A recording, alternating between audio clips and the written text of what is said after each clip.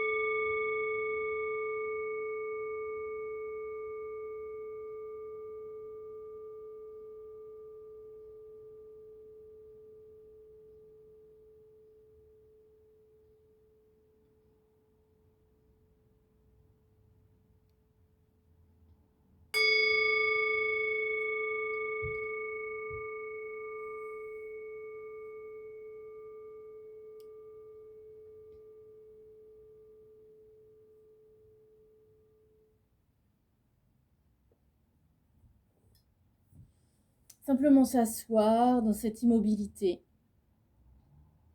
amenant à plus de stabilité corporelle, bien sûr, mais aussi mentale et émotionnelle, puisque nous sommes tous là. Nous ne sommes pas qu'un corps ou qu'un mental, mais nous sommes un être dans sa globalité.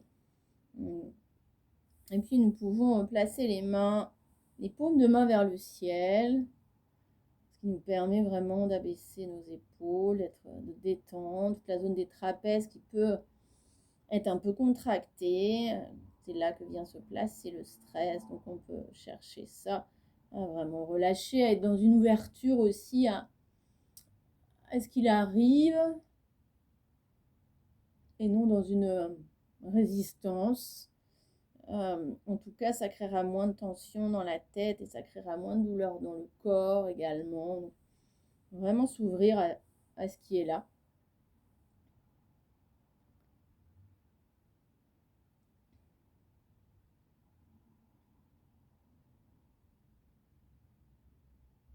Puis observer les zones les points de la posture, les pieds,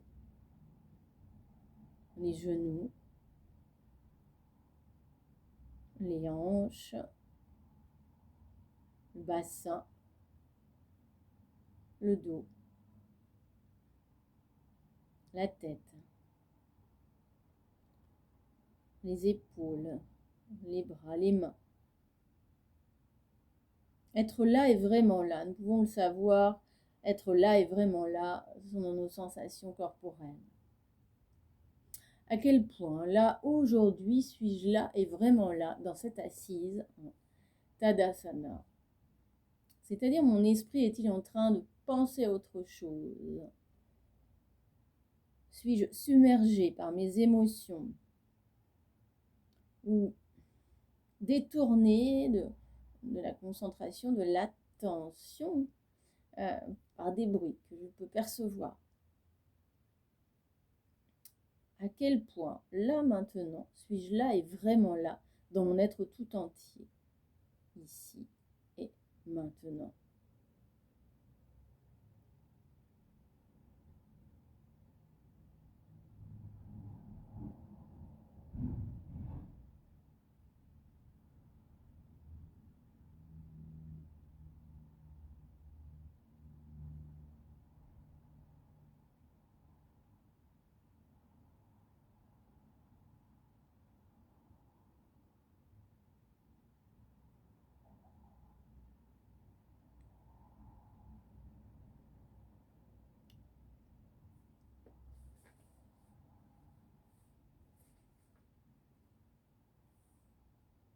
À quel point puis-je, dans ma pratique d'aujourd'hui, ressentir intensément la vie qui me traverse, la vie en moi, la vie autour de moi? À quel point je peux être dans la conscience du souffle? Parce que c'est ça le yoga, c'est vraiment être dans cette conscience du souffle.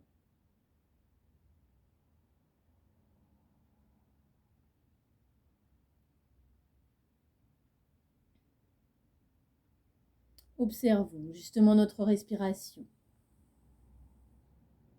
Installons ce souffle depuis notre coccyx jusqu'au sommet de notre crâne quand nous inspirons, puis du sommet de notre crâne jusqu'au coccyx quand nous expirons.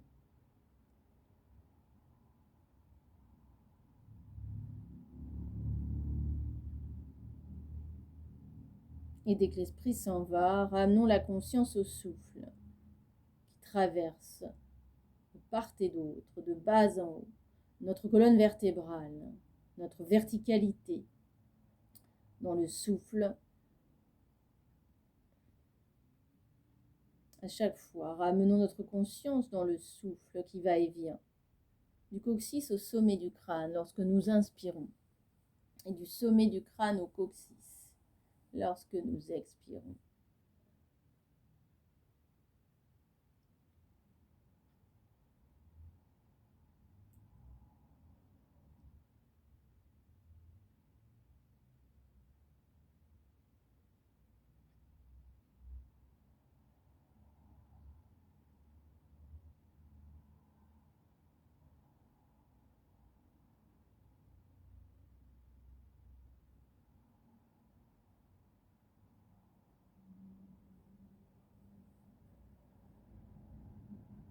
Observons justement la magie de ce souffle qui nous permet d'être en vie. Peut-être pouvons-nous noter des sensations d'air frais dans nos narines quand nous inspirons et d'air un peu plus réchauffé à l'expiration. Juste observer cela.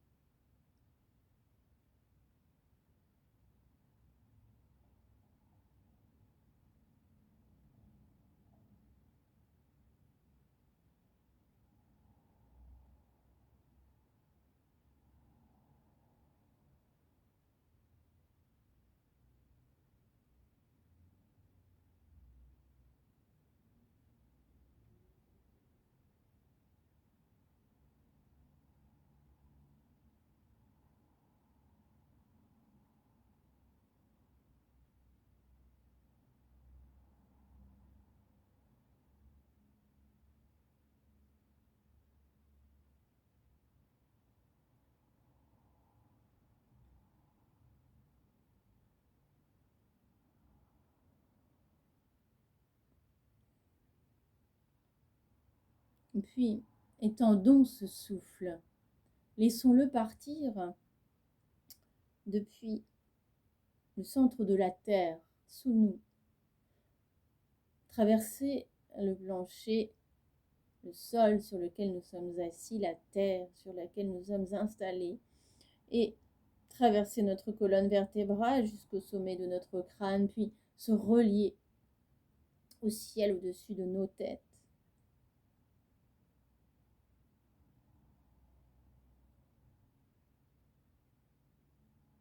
À l'inspiration, puis à l'expiration, laissons-le repartir du ciel, traverser notre colonne vertébrale de haut en bas, et puis aller jusqu'au centre de la terre. Nous sentons ainsi notre verticalité. Nous pouvons la rectifier sans la rigidifier.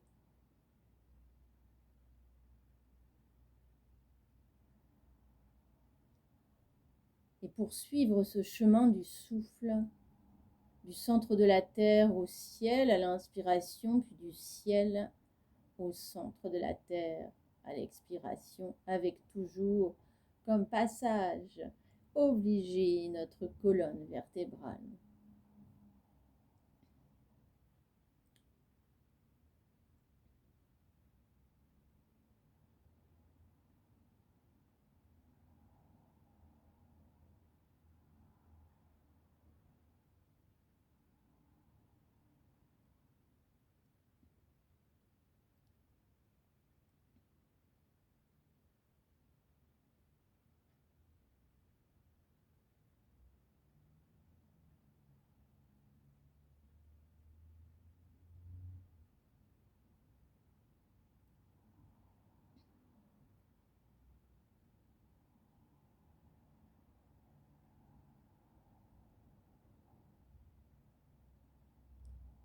Observons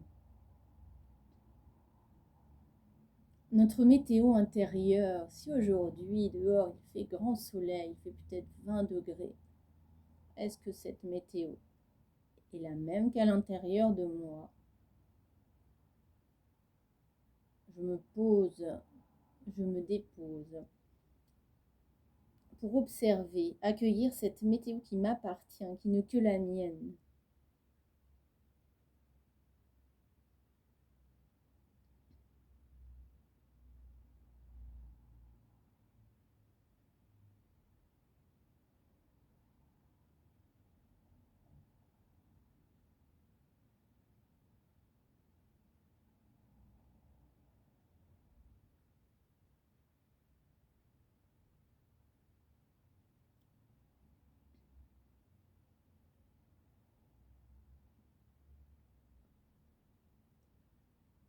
Quels sont les sons qui nous entourent? Peut-être que vous pouvez percevoir plus de sons qu'à l'habitude, parce que il fait tellement beau que j'ai gardé un petit peu la fenêtre ouverte pour avoir de l'air.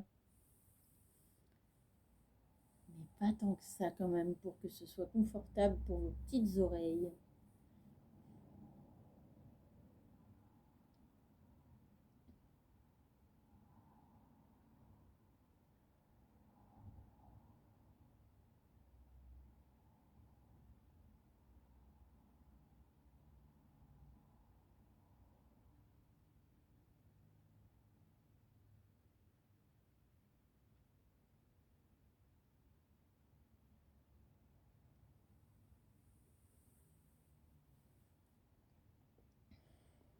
Comment pouvons-nous être intenses dans ce que l'on fait?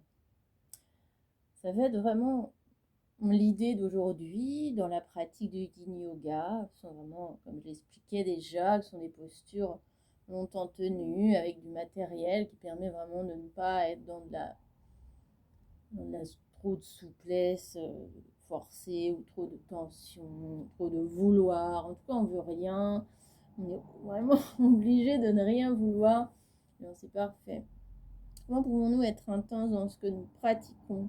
C'est ce que disait Guy Boudéro. Il disait que voilà, la spiritualité que nous amène le yoga, c'est comment être intense dans ce que l'on fait. C'est-à-dire que dans la pratique, nous ne sommes pas en tourisme, pas en vacancier dans cette pratique. Vraiment, l'idée, c'est de s'engager dans cette pratique à chaque fois que nous pouvons être dans ce temps des postures, des asanas, du pranayama, de la méditation, de la relaxation. Comment être le plus intense possible, comment faire un avec la posture, un avec la pratique, avec tout ce que ça peut nous apporter.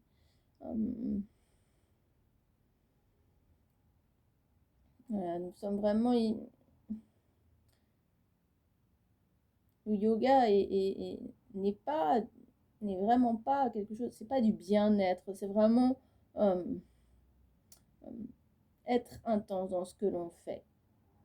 Évidemment, le bien-être, c'est comme un produit dérivé, mais c'est pas, voilà, le yoga n'est pas quelque chose qui amène le bien-être, ça va bien au-delà de tout ça, et je suis sûre que vous le savez déjà. Mais voilà, donc dans la pratique d'aujourd'hui, comment je peux être le plus intense possible dans chaque posture, dans chaque moment que je m'accorde à moi. Vaste programme. Voilà, on peut... ok, vous pouvez changer le croisement, peut-être un peu. Enlever si vous étiez assise et assis.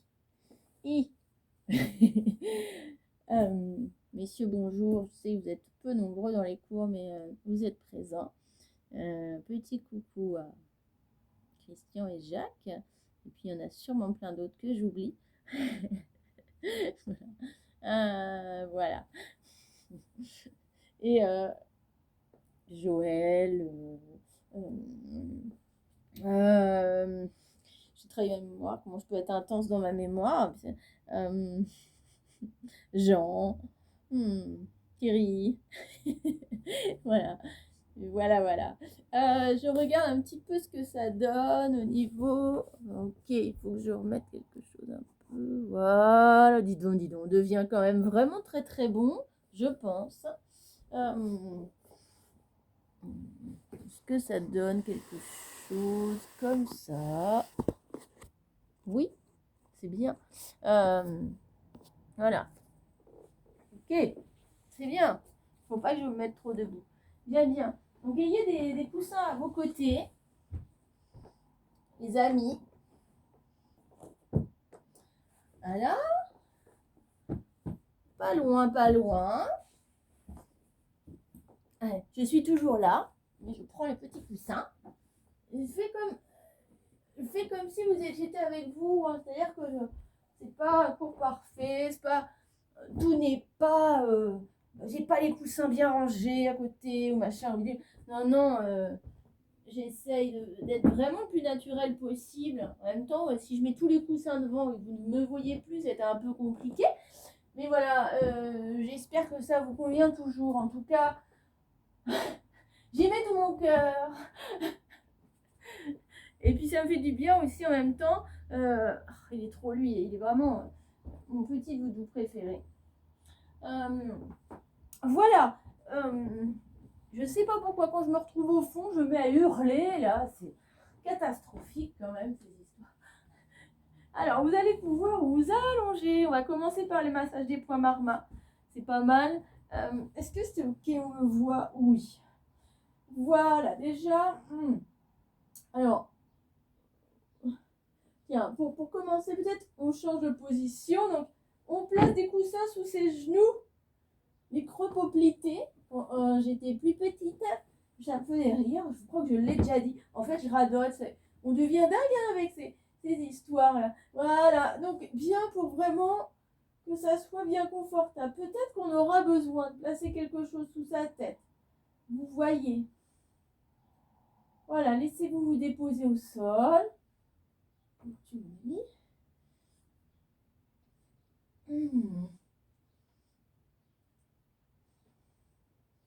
Vous allez placer une main au niveau de l'abdomen. D'abord les deux mains au niveau de l'abdomen. Et observez le mouvement très naturel du ventre qui se gonfle à l'inspiration et se dégonfle à l'expiration.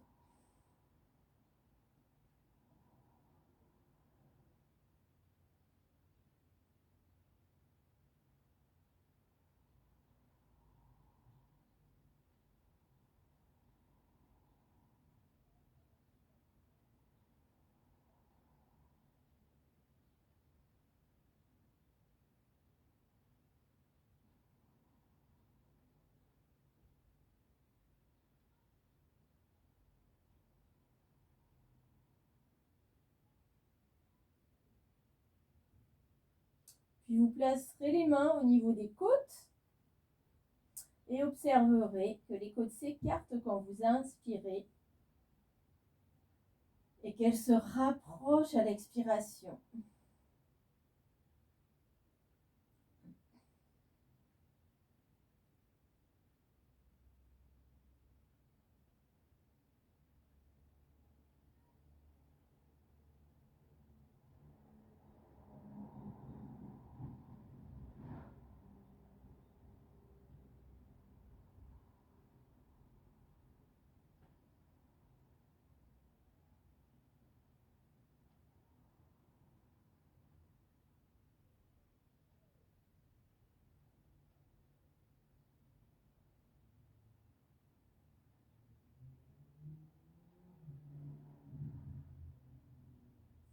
Puis placez les mains au niveau du thorax qui se soulève à l'inspire, vient pousser les mains et s'abaisse à l'expiration.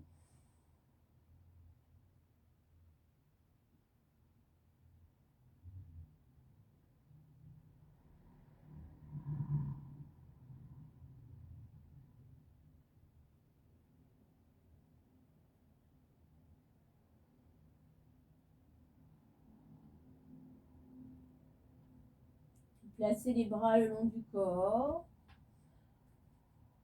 soit les paumes de main vers le ciel, soit les paumes de main, oui, les paumes de main vers le ciel. On est sur l'ouverture à ce qui est là.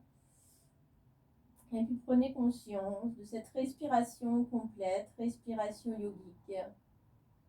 À l'inspiration, le ventre se gonfle, les côtes s'écartent, le thorax se soulève. À l'expiration, le thorax s'abaisse, les côtes se rapprochent, le ventre se rentre légèrement.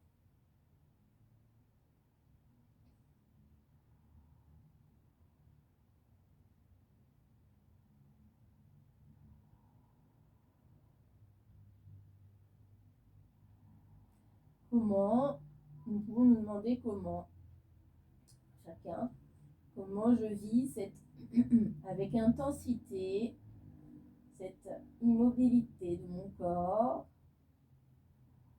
comment je peux faire la relation entre l'immobilité de mon corps et parfois l'immobilité de ma pensée, de mes pensées, ou bien encore comment l'immobilité de mon corps amène un flux incessant au niveau de mes pensées. C'est possible, tout est possible. Alors, ne pas juger, mais juste observer ce qui est là.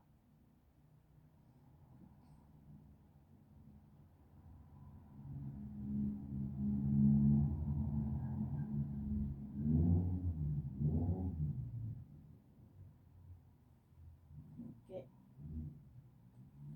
Vous allez placer les coussins sous vos fesses. Alors, je vous ai dit qu'on faisait le massage des points marmates. Finalement, je suis partie sur autre chose. Donc, bon, c'est comme ça. C'est ainsi. Vous placez sous vos fesses les coussins. Okay. De façon à ce que donc les coussins sous les fesses et des coussins, mon décor. Je sais pas s'il y en a qui ont connu ça au théâtre et les décors sont de Roger Hart, tout ça. Je pense que moi j'ai connu ça. Alors je pense qu'il y en a pas mal qui ont dû connaître ça. Voilà. Quand on regardait pièces de théâtre avec mes parents, il y avait ça, les décors de Roger Hart. J'ai retenu que ça, que lui ou elle. Roger, c'est un homme, c'est une femme. Voilà, donc l'idée c'est vraiment d'avoir bien les fesses surélevées, bien les cervicales surélevées, de façon à avoir vraiment avoir vos genoux vers votre front, à ne pas avoir à avoir ou à ne pas avoir à être tout simplement. Euh, non, je rigole, mais à ne pas avoir besoin de forcer. Donc là, vous devez être dans la posture j'allais dire du serpent, mais pas, pas du tout, du fœtus. Du... voilà. euh, bon. Et du coup, de ne pas avoir besoin de faire quoi que ce soit, mais juste de saisir ses genoux, de fermer les yeux, de respirer, de sentir tout ce qui se passe. Peut-être que c'est pas confortable sous la nuque, vous changez, peut-être qu'il y a besoin de baisser un peu les étages.